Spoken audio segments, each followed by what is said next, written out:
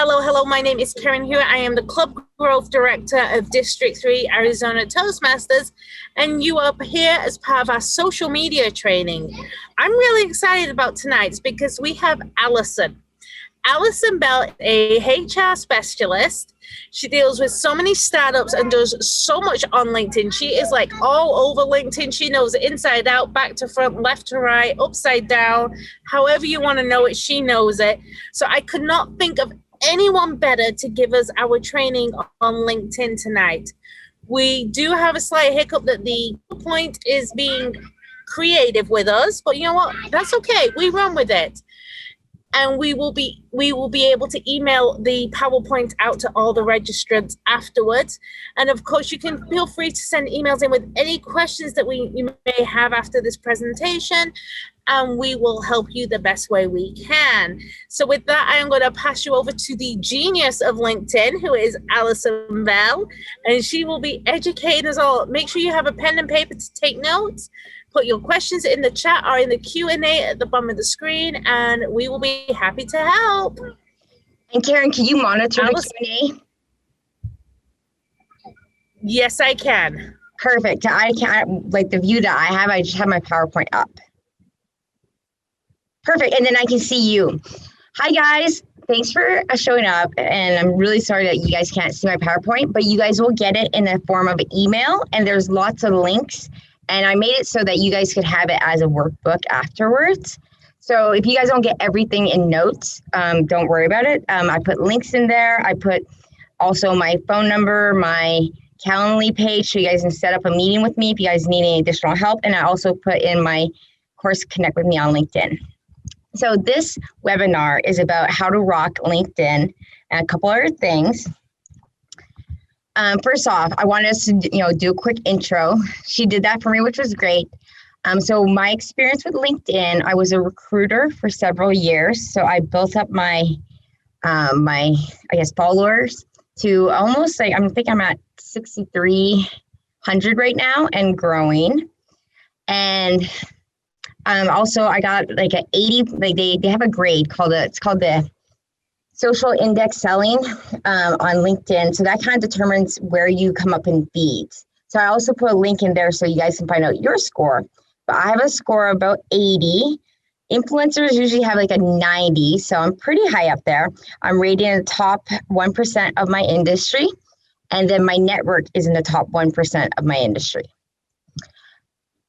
So what we'll be covering is how to position yourself on LinkedIn as a thought leader, how to build a following, how to grow your network, and then we'll talk about how to set up a page, club page. And we're also going to talk about LinkedIn groups, Hootsuite, Buffer, and a couple other, I guess you could call them LinkedIn hacks to kind of help you manage your posting.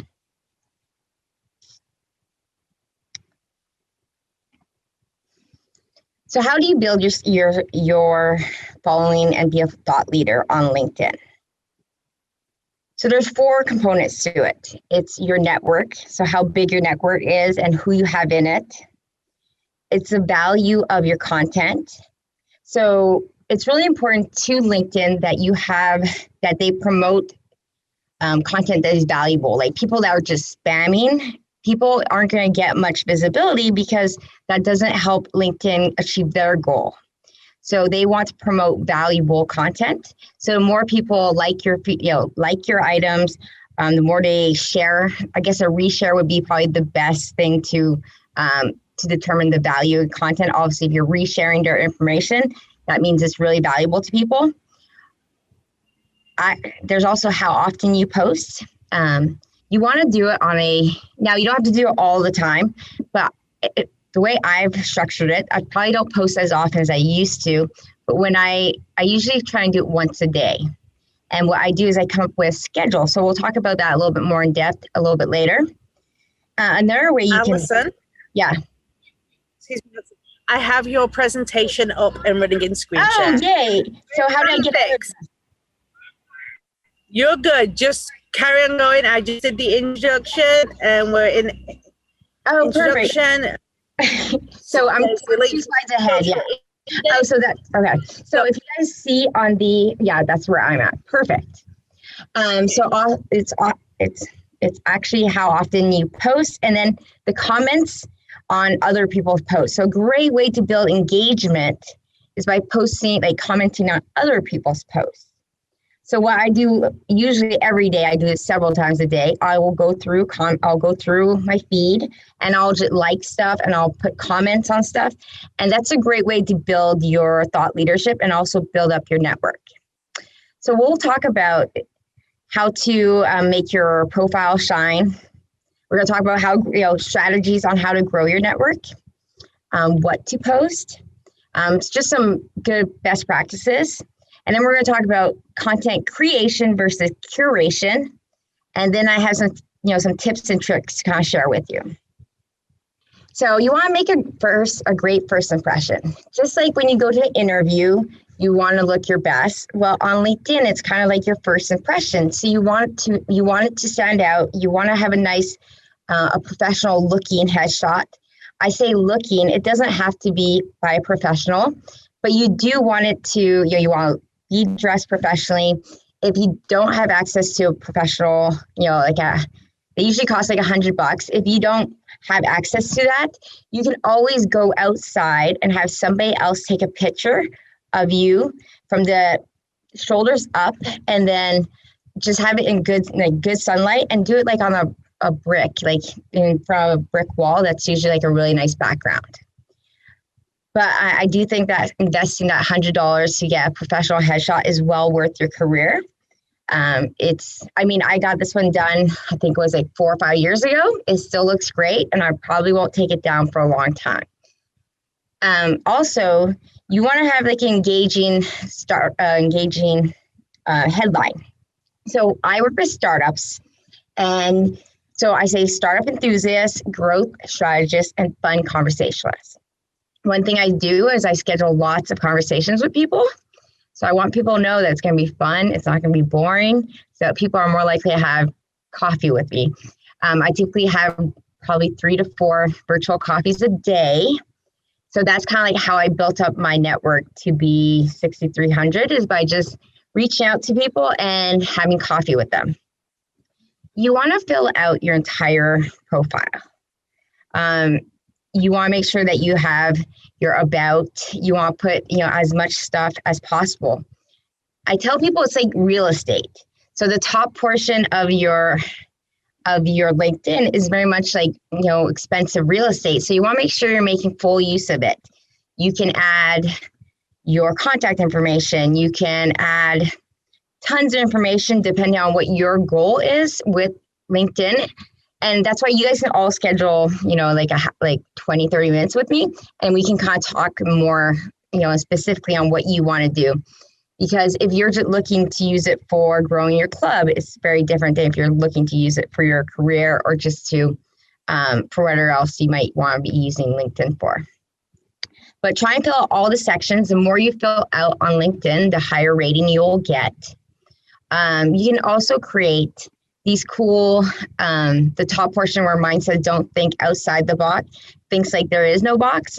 You can make those in different apps. So you just need to have the right size, and you can just import a picture, and that way it kind of catches people's attention. Another thing that I recommend is updating your URL. And on the next page, you can see in the very right corner, in the top corner, you can see where it says edit URL. You want to make it as simple as possible. I simply have Alison Bell. If your name is already taken, just choose something that is similar. Maybe put your middle name in there.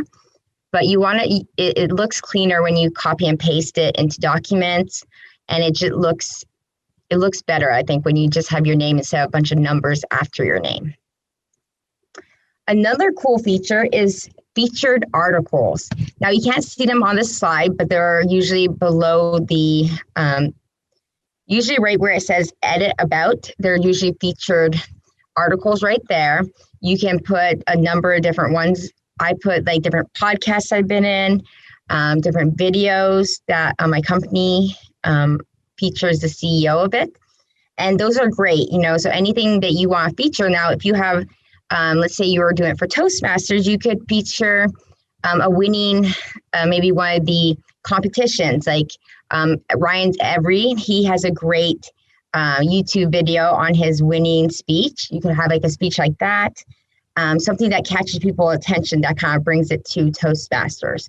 Or if you guys have a really good meeting that you guys have, have put together and have a good video of it, you could put that up. But you want to make sure that it's a video that's of high quality and professional standards. Next is settings. So for those that don't know how to create the settings, it's just under your picture. There's like a little me. You scroll down and then you go under settings and privacy. I'm not going to tell you how to what you should change them to, but make sure that for me, I want everybody to see my profile. So I have it set at the most generous, I guess you could say, the least amount of privacy. But that's not, I think that's a personal choice that you guys should make. But definitely, maybe some people don't have their pictures showing. People are more likely to respond to you if they can see who you are. Also, there's the choice of, sometimes I have it so that anybody on LinkedIn or anybody on the web can find me. I want people to find me. Now, I think that if you have it restricted where only your first degree connections can find you, you won't have anybody reaching out to you that you don't know. So those are like personal choices, but I do think it's helpful if you're trying to build a network to have a little bit more leniency. Of course, if you have any kind of issues with stalkers, of course, don't do that. But I've never had an issue with it. I have been stalked on my phone, but not on LinkedIn, luckily. So, but that's just a choice that you can make. But there's tons of options. So I would go through every one of these settings and kind of look like, do you want people to be able to see your connections? Personally, I don't want anybody to see my connections. They're my connections. So I have that restricted. I want people to see my picture. But there is like 3 pages of settings that you can go through. So I do encourage you to do that and make sure that it's set appropriately for what you're trying to achieve. This is how you can add your contact information and website link. For me, I have my Calendly link, so anybody can have virtual coffee with me. And I put that under my personal link. And then I work for Founders Live, so that's my company link. But if I was promoting my Toastmasters Club, I could put the Toastmasters Club under other. I personally put my phone number. You don't have to do that. That's a preference. And then our Toastmasters is actually held at Galvanize when it was in person. So I have that there. And then I don't mind people emailing me. So I also have that. And I have my birthday. So that way people can send me like a happy birthday on my birthday. But those are all options you can do. You don't have to include those things. I do think that having your Toastmasters Club website is useful. Or if you have any personal websites, anything that you want to promote, it's a great place to do so. You can also put all these things into your summary. Like I have my email also in my summary so people can get a hold of me that way and they can see it. Next.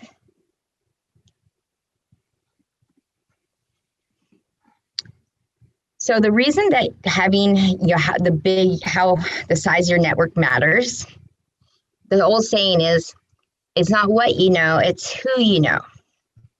So on LinkedIn, you can only see your second degree connections, if that makes sense.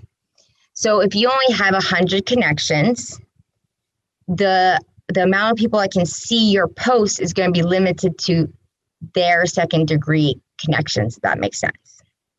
So for me, I have like 6,300 connections. So pretty much everyone in the United States can probably see my posts if it was targeted towards them and in the right, something that the algorithm deems it to be something they would find relevant. So you want to grow your network.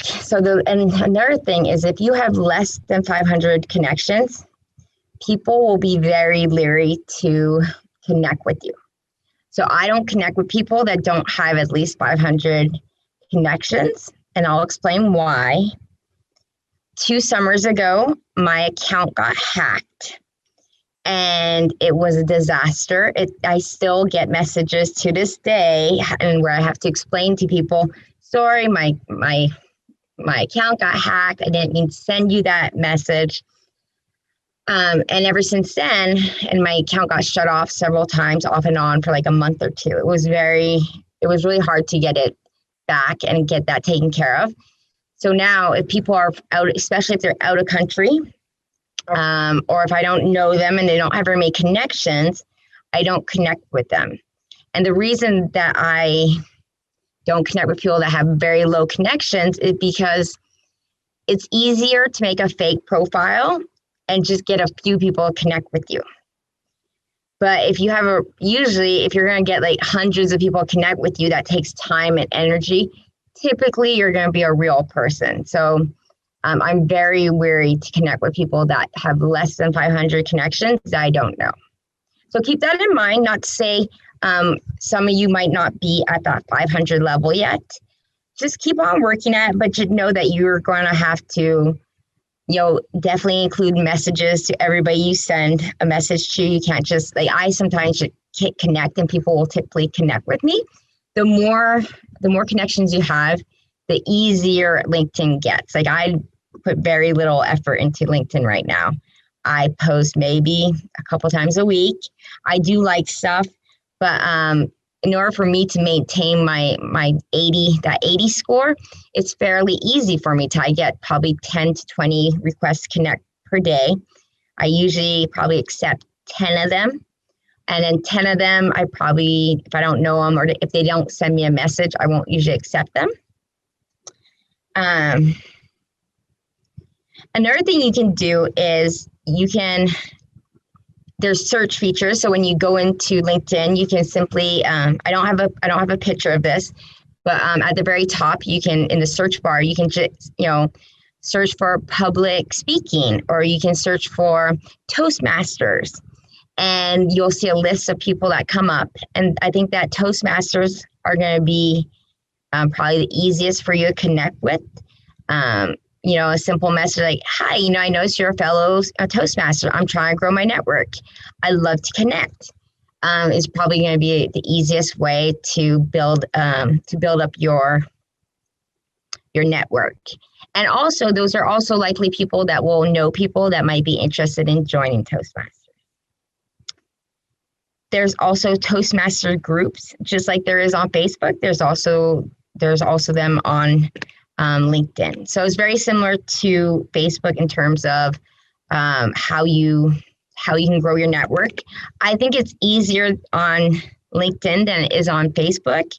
I mean, on Facebook, if I don't know somebody, I would never accept their friendship request. But on LinkedIn, it's a little bit different. It's a professional thing. So just make sure you can just send a note with your invitation, and typically that should work. Next. So who should you connect with? Like I said, fellow Toastmasters is a great avenue. Now, anybody that you actually worked with, you should connect with them. Even if a lot of people just they haven't taken the time to build out their LinkedIn because it wasn't a priority, which is fine. So you can always just go back and say, oh, we worked together a couple years ago. I'm trying to build up my LinkedIn profile. Would you mind, I'd love to connect. And people will typically connect with you. You can also use the feature where it says upload your contacts from your phone.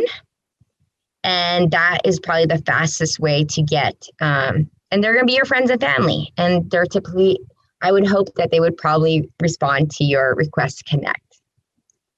Now, you can also reach out to people that inspire you. So I typically reach out to people that I admire, or people that I find that they write inspirational content, or they write stuff that I'm like, wow, that's really interesting. We already talked about how to be careful about, accepting requests from people you don't know. Even though I'm telling you to do the same thing, I just want you to be mindful of there is a lot of hacking that goes on, and don't ever hit a link.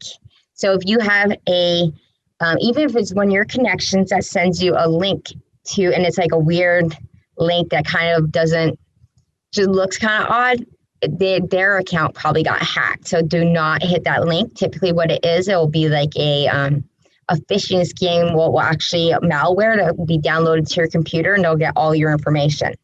So be careful of that.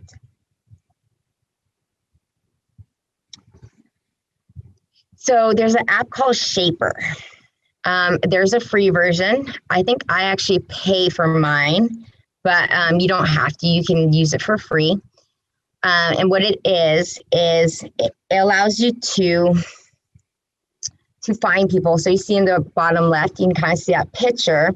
You can put in different interests. So I use it for finding founders, but you can use it for people that were into personal development or into public speaking. And that way you can look for anywhere in the country. It has a bunch of different choices of where you can, how you can meet them. They'll also give you 30 matches a day that you can connect with. And so a lot of people that use Shaper don't actually, they'll fill out their profile, but they won't necessarily still be using it or check their messages. So all I do is I find their LinkedIn profile based on searching for their name, and then I send them a message like you can see in the bottom left. So an example would be like, Michelle, I found your profile via Shaper. I'd love to learn more about, your startup, whatever that is. And it's like, I'm the head of community at Founders Live. Let's find time to connect. Cheers, Alison. So that's kind of like how my messages typically sound, and they seem to work. Now, I don't know that they'll work for everybody. I'm kind of fits my personality. I'm very cheery. So I'm like a cheers kind of person. If, make it your own, but you should want to make it very casual and friendly in nature. So you can, when you get this my PowerPoint, you can just hit the link and it will take you, to that app so you guys can check it out. So now when it comes to posting, so it's a golden rule. 3 gives for 1 take. You might be asking like, oh, what do you mean a give and a take? A give would be you saying, hey, good job, thanks. You showing gratitude. You showing articles that are of value to people. You sharing a personal story. Anytime you post like a positive message, or anytime you give like a kudos or a thanks or something like that, that's a gift. Now, a take is when you would be promoting something. So any kind of social selling. So if you're promoting your club event, you're asking for reshares or likes, and then any type of social selling. And if you ask in your post to like it or share it, even if it's a value, that kind of still falls under the take. So you want to be giving more than you're taking. So that way you're not spamming your network. I probably do like a 5-to-1 ratio, to be quite honest. I don't really like keep track of it, but I mean, in one day I might sometimes do 2 takes, but typically I try and give more. I give probably like 4 or 5 for every 1 take I do. But at the very least, make sure that you're doing a ratio of 3 gives to 1 take.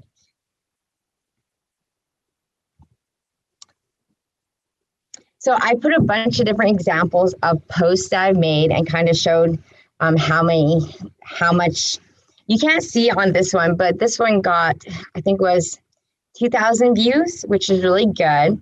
And it was just me thanking our city leaders that we have around the world and said, Happy Halloween. I made a pumpkin and I took a picture of the pumpkin.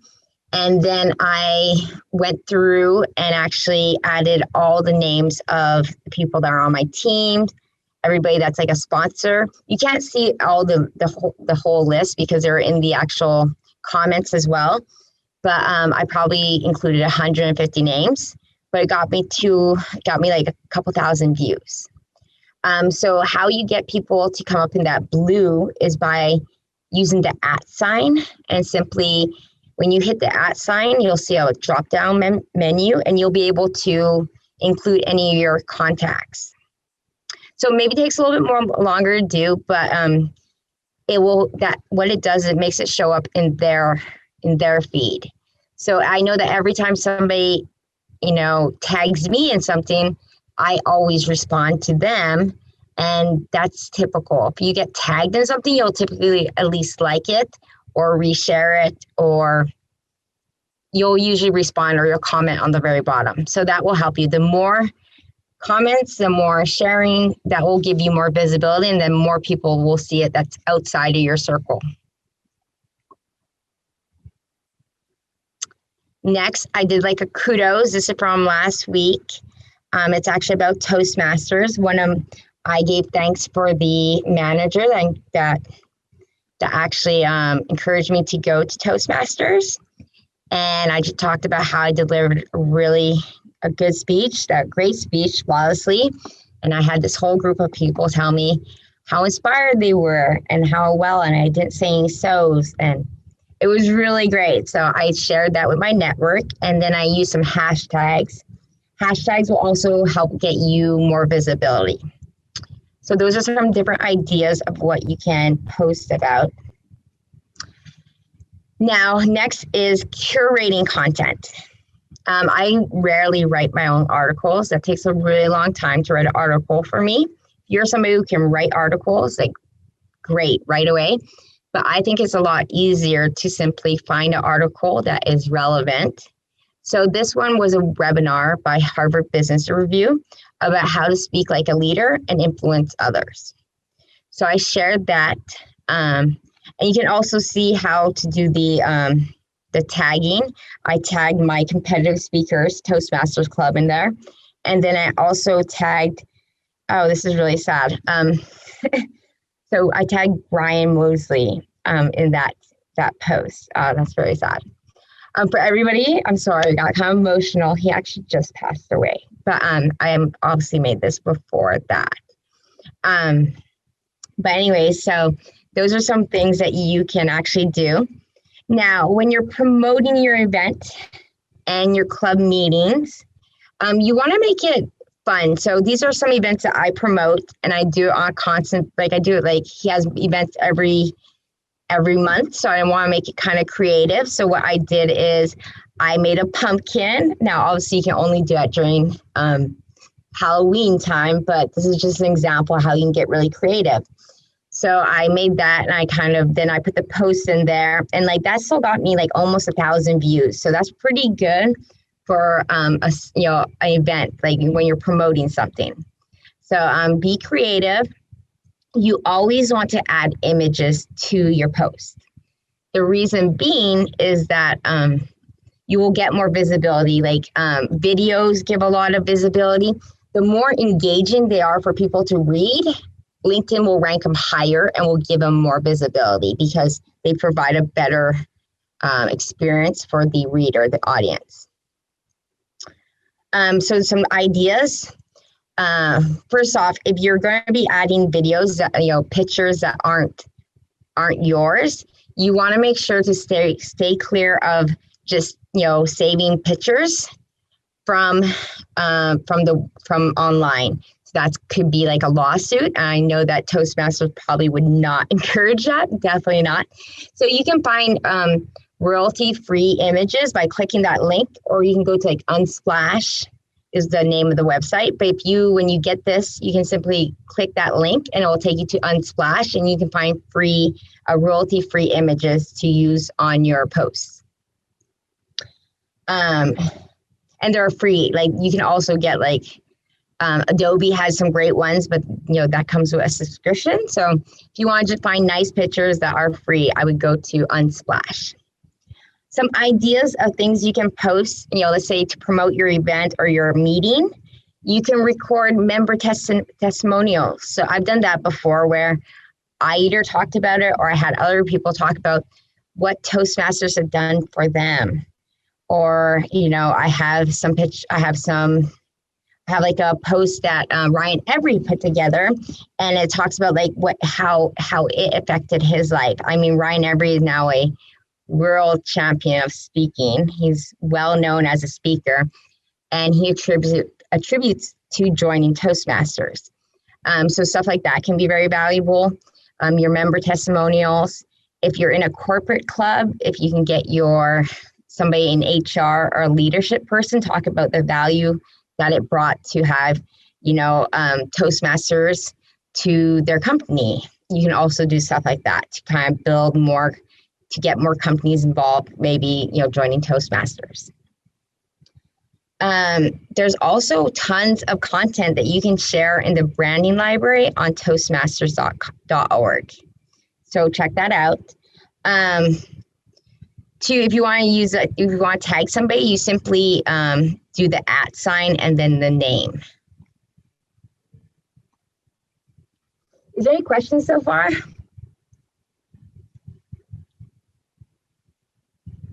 Karen? Hold on, I'll get you that. Yeah. Oh, I have one question. Amanda asks, can you change your email address on LinkedIn? Yes, it's under settings. So in order for you to change your address, you have to add an address and then approve it. Like, it has to get verified. And then once you get it verified, you can take off your old one. But you can see that under, when you go under settings, there's like 5 pages of settings. I think it's under communications, and that's where you'd find that. All right, that was all we had so far. Okay, so these are some hacks. Hootsuite, Buffer are basically the same thing. I've used both of them in the past. I don't use them that often because I don't post as much, but when I was a recruiter and I posted every day, and I really needed to establish my credibility. And back then I had a much higher score. I had like an 86 score. I mean, an 80 is fine, but I had an 86 back then. But I would have all my posts like scheduled for the whole week. So what I would do is I would figure out what my audience would want, what topics were important to them.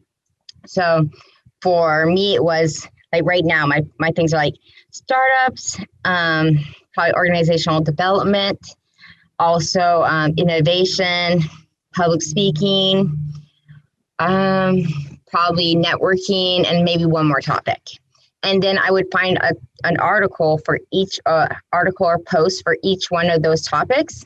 And I would just set them up to just be on, so I don't have to worry about it. They would just post everything on my behalf. And it also tracks the engagement you have, how many people liked it, how many people shared it, and all those kind of metrics, which is really interesting. I think they both offer a free version.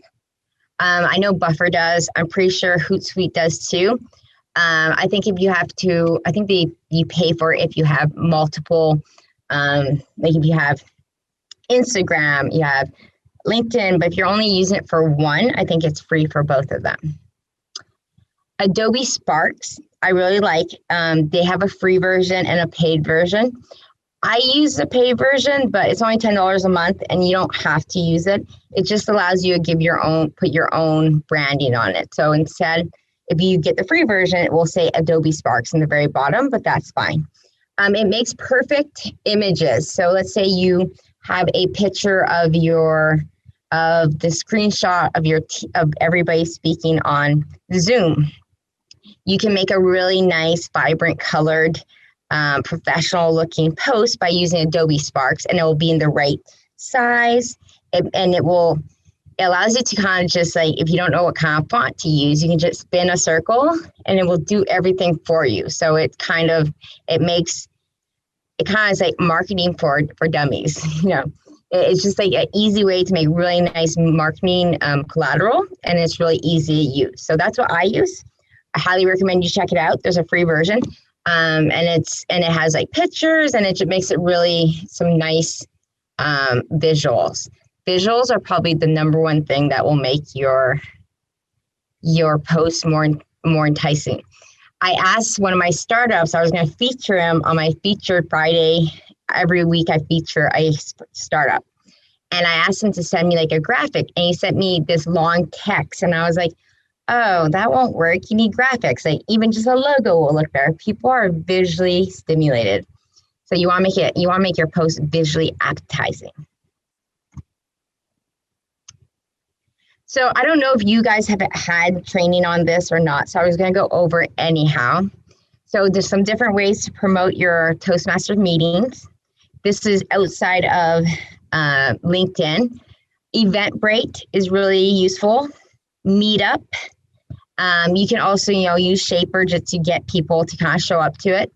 You can also use LinkedIn groups. I think is a great way to get new members to join your group, especially now that everybody's online.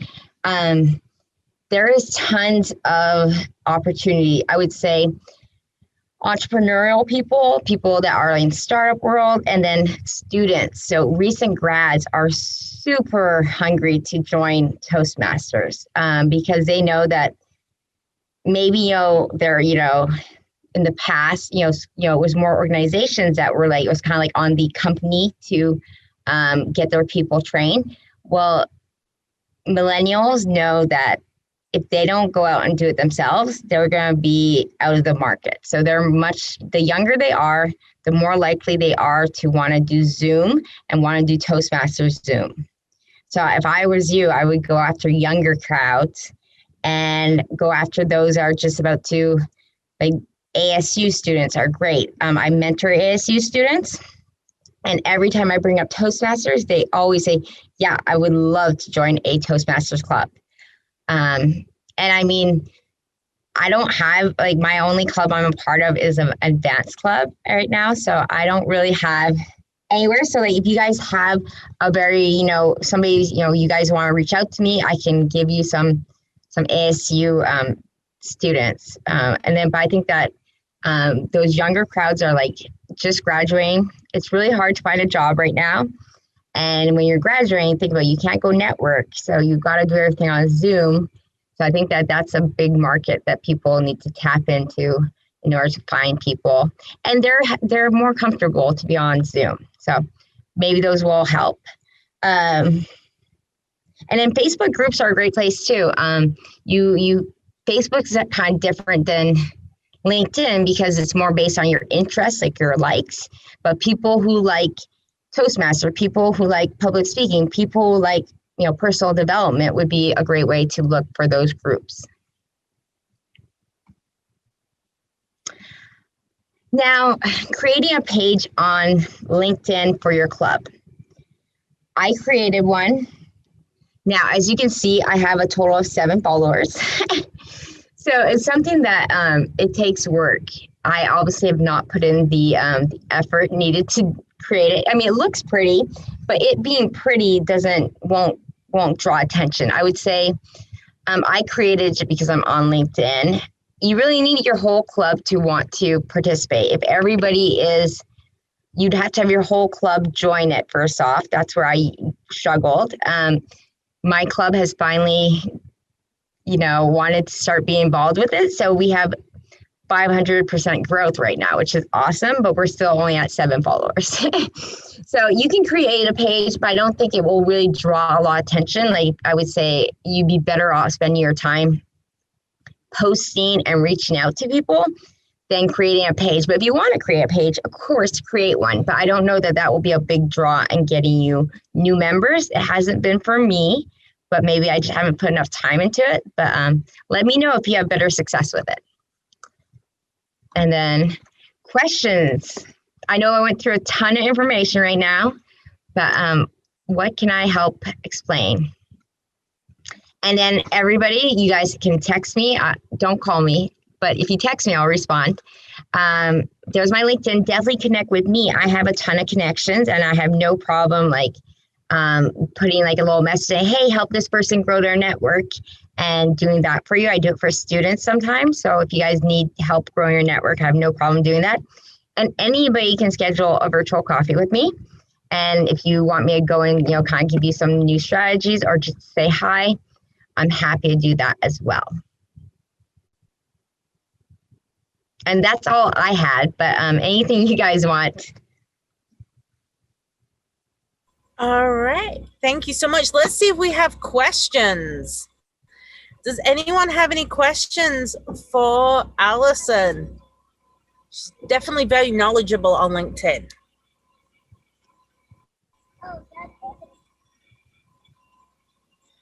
Back. Was that what you were kind of expecting, Karen? Yeah, absolutely. Thank you. I know you have so much knowledge on LinkedIn. You use this all the time. And I loved your golden rule, the give 3 before you take 1. That is something that you can use across all social medias, because so many people,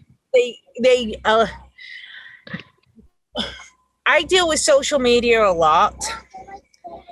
And when my clients come to me for help with their social media marketing, and I look through why they're getting no traction or no one visiting their page, it's because it's a lot of take. Yeah. And not a lot of give. Oh, somebody wants my contact information again. Oh. Here, I can just put it in the group here. Put it in the chat. We're going to send you the whole deck, so you guys can all just click on my links, but you can share it again too if you want, whichever one's easiest. Well, I'm currently looking at the Q&As that you got sent. Okay. So here, I'll put my cell phone number in the chat. Awesome. Yeah. So Wendy says you have a lot of information on LinkedIn. Great job sharing this information. Amanda asks, to create a page on LinkedIn, is it linked to your profile or do you create a new account? It's linked to your profile. If you go under the little me picture, you'll see it's called a company page, and it will be forever linked to you though. So I tried. I'm not as active. I'm really busy with work right now. So now you can make other admins. So I made everybody else an admin to that, but it will always be connected to you, I think. I haven't found a way to totally, not that I want to divest of it, but I do think that stays connected to you. So usually it's for people when they create their company. So keep that in mind, that it's not a separate thing. It's actually connected to you, I'm pretty sure. Thank you. Yeah, that's what I did when I created my Toastmasters page on LinkedIn. It's connected to me, but I have no intentions of leaving that club anytime soon, because I adore my home club like no other. So, but you can make other people admins. So I made 4 people admins, so anybody can do what they want with it. And I think that's magic sauce right there. I know that a lot of VPPRs are watching these webinars, and I don't want you to think that, hey, by the way, you're now in charge PR. You have to do everything. One of the biggest lessons you can learn from Toastmasters is build teams, committees. Never do it all yourself. And another thing we did, I'm so happy that Jacqueline kind of jumped in and helped me out. She's posting all our stuff on YouTube. So that's another great way to draw attention. Our club was not, our club wasn't necessarily doing the great. We moved it over to Galvanize, which was my workplace, and that helped. And now we're doing really strong. We have a good 14, 15 people. And for being an advanced club, we're growing. Every week got our 2 or 3 people last week. So, for a club that meets once a month, it's pretty good. So we're actually doing pretty well considering COVID. Yeah. And with you saying that about the YouTube, our YouTube webinar will be doing this on the 2nd of December. Oh, perfect. Yeah. So if you want to find, it's perfect timing on the aztoastmasters.org in December. We will have past International Director Don Griffiths, DPTM, giving a YouTube demonstration on how to promote on YouTube for your clubs. So that was just a perfect lead-in. Amanda asked. Yes. I was just going to read that. I put it as a small business. Small business. Awesome. This session, this is a first time that we're doing the social media training. There's quite a lot of sessions, one per media, and we're putting them all on the District 3 YouTube channel. So if you search District 3 Toastmasters on YouTube, there is so much training on there. We do so much work on there. So that way it will be there for replay for now and forevermore. Yeah, this was a lot of fun. Thanks for having me. I'm really glad you invited me. I hope that you can send out my PowerPoint to everybody. I really put some time into it to make it as user friendly as possible. And then maybe we can publish that online too. So it's like just available for anybody on the. Absolutely. I'm pretty sure we can make that happen. We love giving resources. I think that's our favorite thing to do in this district. So awesome. Are there any more questions? Marcy says, thank you. Amanda says, thank you. You were well received. This training has been awesome. Thank you. Yeah, thanks everybody for attending. Like, I really enjoyed putting this together. It kind of made me think about, oh yeah, what should I be doing? And I really tried to find some really good posts to kind of share with you, give you some examples. But like I said, reach out to me personally. I will absolutely, I love talking about this kind of stuff. And if there's anything I can help you guys with, I'm happy to do so. Oh, you already have someone sending you a message on LinkedIn. Yay! I expect everybody to connect with me on LinkedIn. So absolutely, and feel free to. Thanks to Alison, I'm learning more about links as well, and you can also feel free to connect to me there as well. Yeah, and like all the head leadership people, like Go for Lisa, all those people. I was going to say, Donna says the 3 gives and 1 take concept is such a key learning. It changes the way she looks at LinkedIn. Okay, Donna, I'm going to challenge you for it to change the way you look at every social media. Yeah. The 3 gives to 1 take is critical. And I would love to take credit for it, but I actually got it from this guy named Craig Fisher. That's an expert on social media. He's a head of marketing for some company, and he's one of my Facebook and LinkedIn connections, but he wrote a book on it, and that's where I stole that from. But I thought it was great advice I think it was back in like 2014 I learned that, and I've followed it ever since then. Yeah, I've always done the give more than you take, but putting a number to it is just genius. It's absolutely genius. Craig's a genius. Mm-hmm.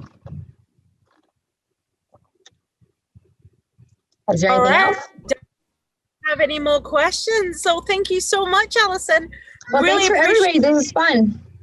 This was awesome. I really appreciate you. Thank you so much for giving so much to the district and so much information and training. You are so appreciated. Yeah, we have Donna going, thank you, thank you, thank you. Aw, thanks everybody. This was fun.